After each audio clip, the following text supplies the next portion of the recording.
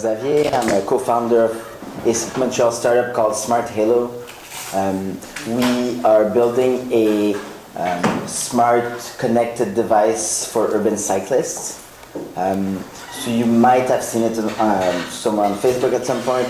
It's a sort of circular interface made of lights that sits right at the center of your handlebar, and it pairs with your smartphone through Bluetooth. And what we're trying to do here is to make all the old bicycles a bit smarter.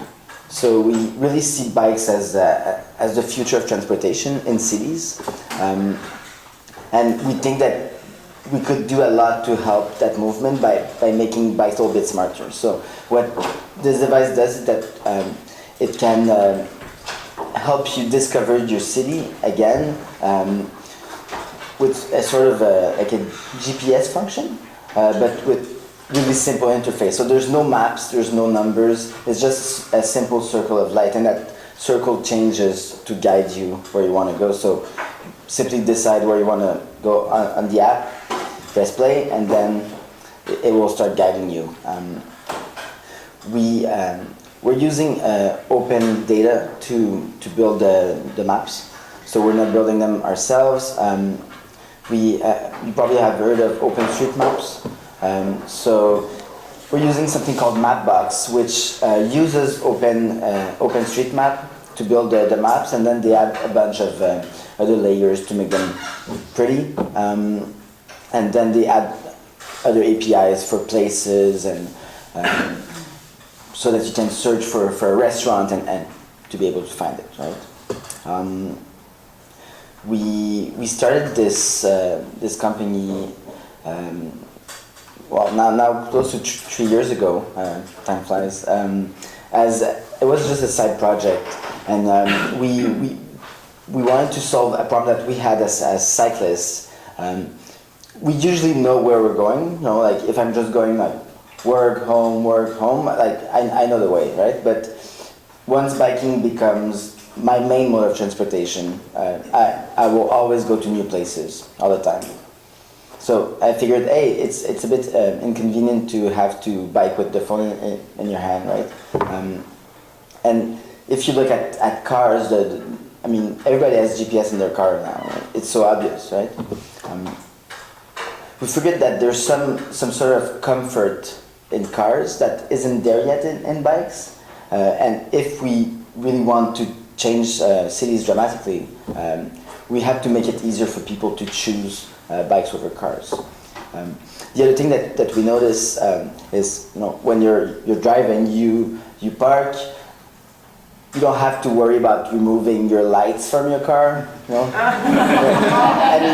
Bike theft and bike accessories theft, it's a huge problem, and it's one of the reasons people don't want to bike anymore, or choose not to bike because I fear I'm gonna get stolen. So this insight, we applied it to the design of SmartHalo, and we devised a way to make sure that the device would be impossible to steal by anybody else. So there's an integrated light on the device, but without the key that comes with the product, you can't take it out. And since it stays there, you don't have to think about it, you just come and go, you leave. There's also some integrated sensors inside the device. So once you're disconnected from Bluetooth, if somebody tampers with your bike a little bit too much for a few seconds, then it triggers an alarm on the device. So it's a sort of alarm system, the same way that they work for cars, basically. And with that, we aim to put an end to bike theft. Once we put those sensors in to solve this bike theft issue, we realized, hey, that maybe we can gather some interesting data about how people move, because now we understand when people actually take their bikes, because there's acceleration and there's a bunch of data that comes with it, right? And we realized, hey, we could start tracking what happens when people take their bikes, basically. Obviously, the idea is not to follow people individually and where is this person going? Obviously, the idea is to aggregate it and see patterns in mobility. So, for instance, there's a bunch of people going on this street, for instance, and we could know, but there's no cycling path there. Maybe it would make sense to share this data with administrations and try to improve biking infrastructure. So we're actually having a bunch of discussions with Vincent of how we could work together and share some of that data in a way that is obviously anonymous, right? We started the project on Kickstarter, so that was a really long time ago. We ended up shipping super late. We've been surprised at how long it takes to create something that we're proud of, like in terms of hardware. So we started the project on Kickstarter in the autumn of 2015. We wanted to raise $67,000, which we thought would be enough to do the project. We were so wrong. But the good thing is that we went way above what we were hoping to get. So we got to that objective in 15 hours, and we ended up raising over $500,000 in 30 days. Wow. So that was a huge success, a bit unexpected. But you know, when I look back, even with $500,000, it wasn't enough to do the project. It's just crazy how much money it takes to do hardware, just because there's a bunch of different skills required.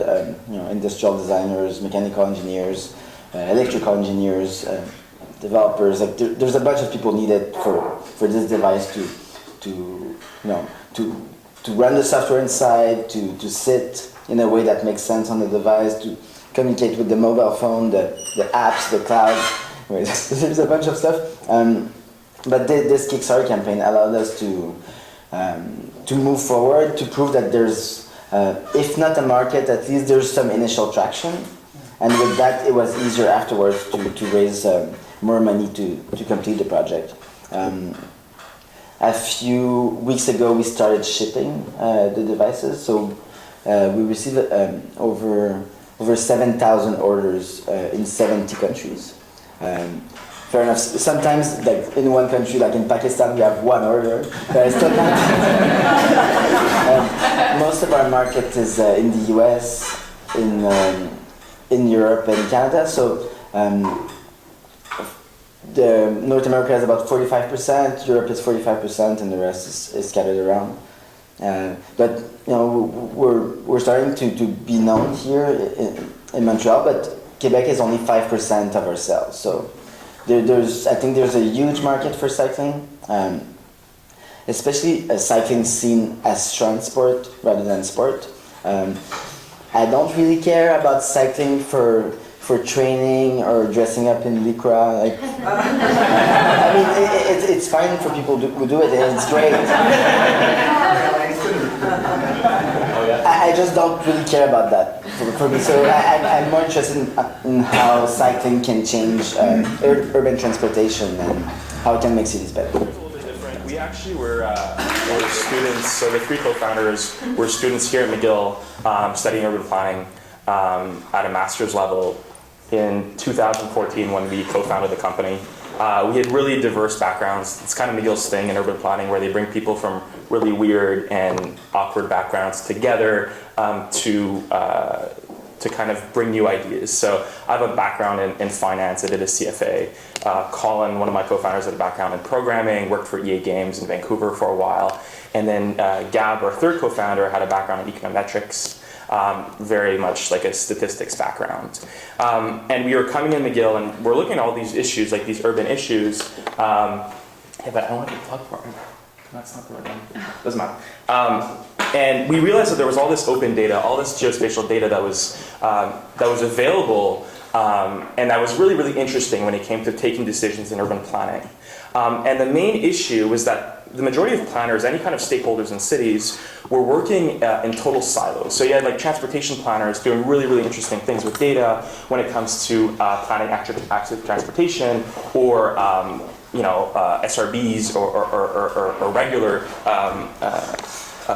public transportation, but no one was really working together, and there was no common data set or no way of really looking at how the bike lane was going to impact the housing market, or the new transit line was going to have an impact on intermodality in terms of, and active transportation.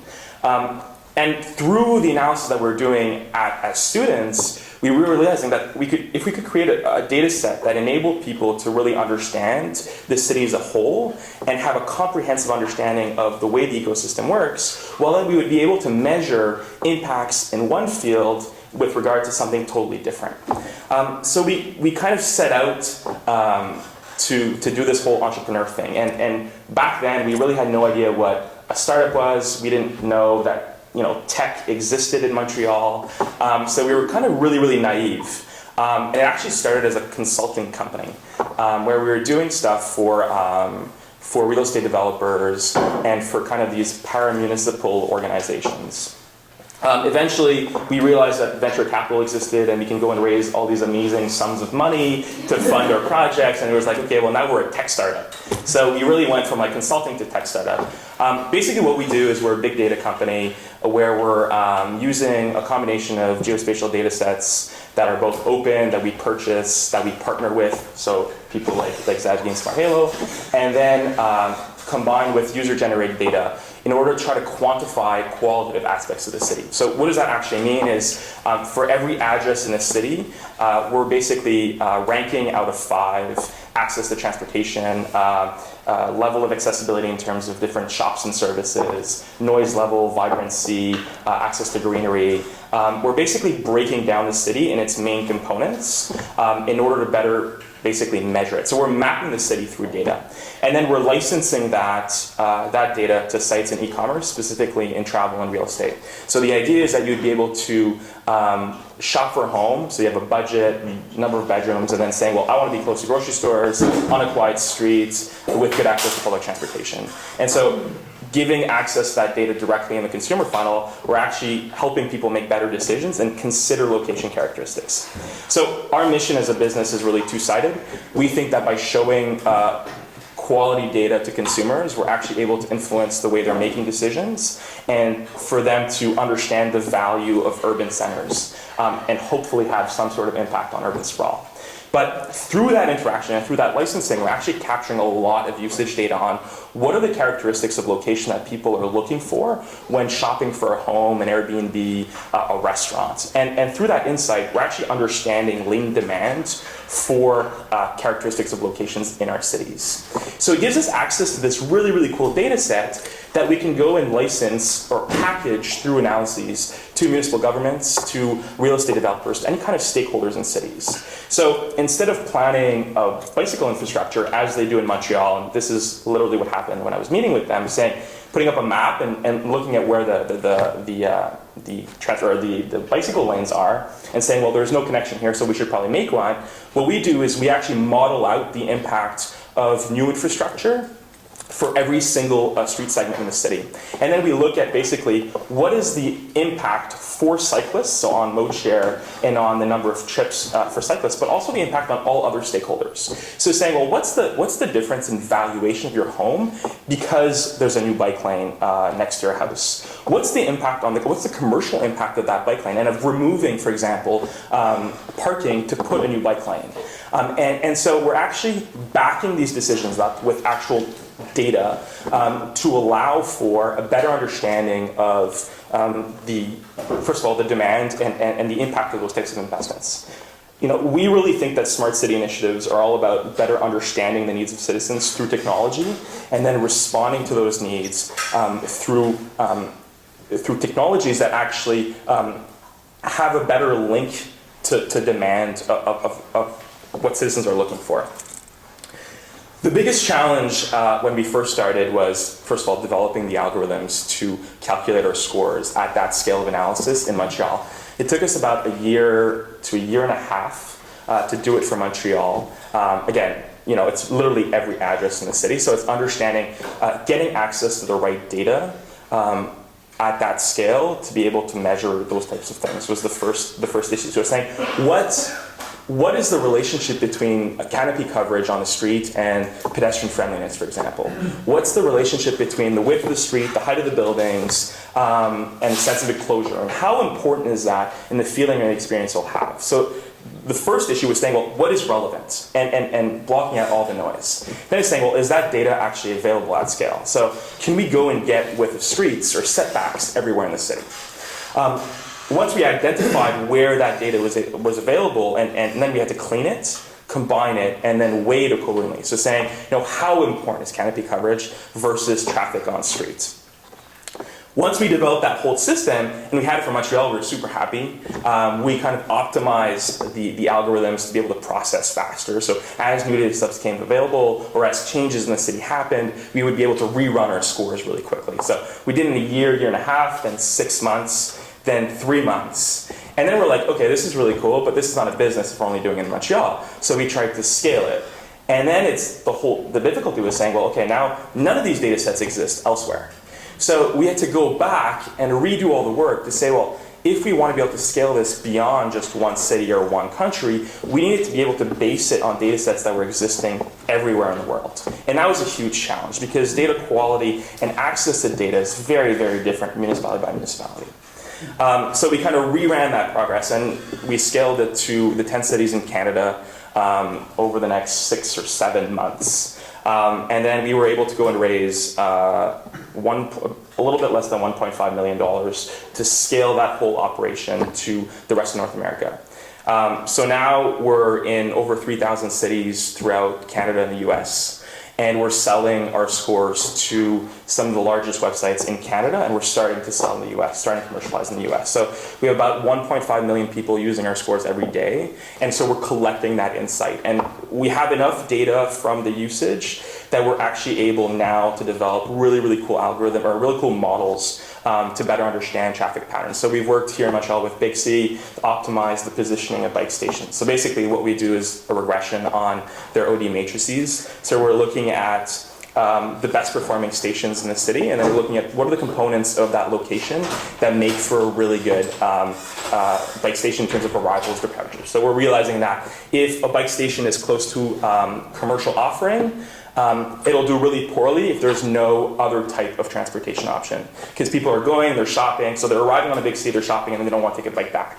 So if a commercial area has good bus service or a good metro service and a big C station, that big C station is going to do really, really, really well in terms of arrivals, but not in terms of departures. So basically, when understanding the components of location that make up a good area for that specific use, we're able to replicate it and then optimize the whole network. So we're able to basically reposition stations in the right place to have a greater impact in terms of modal share of Big C, more arrivals, more departures. We're doing the same thing with Quebec C, for example. So saying we're able to model we're able to model transportation patterns in Montreal and say, well, okay, what happens if this specific taxi service would go to Quebec City, for example? And then we're able to model out exactly the demand for taxis based on the underlying factors that we saw in Montreal, and we basically replicate in other cities. So we're using local knowledge in order to model out in other cities. So we're basically applying the same underlying factors, ingredients, and then recognizing them in other areas. So that's really cool. So basically, we can learn what's patterns or things that are happening in New York. Basically, we can apply to Montreal or any other city within our network. Our ultimate goal is really to have an impact on the way that cities are being developed. So the initial part of the business was really trying to capture that data through e-commerce usage, but we want to work more and more with municipalities, with governments at the federal level as well, in terms of policy making, as well as with private sector to try to optimize the way that cities are being developed. And we kind of feel a responsibility to use this data in order to shape the cities of the future, because we know that the policies that are happening today, the buildings that are happening today, are going to shape the cities for the next 100 years. And so if we're able to have the slightest impact on what's being developed today, well, then it'll have a huge impact as our cities grow and as there's more and more pressure being put on our cities in terms of new development. So basically what we do. Pretty cool.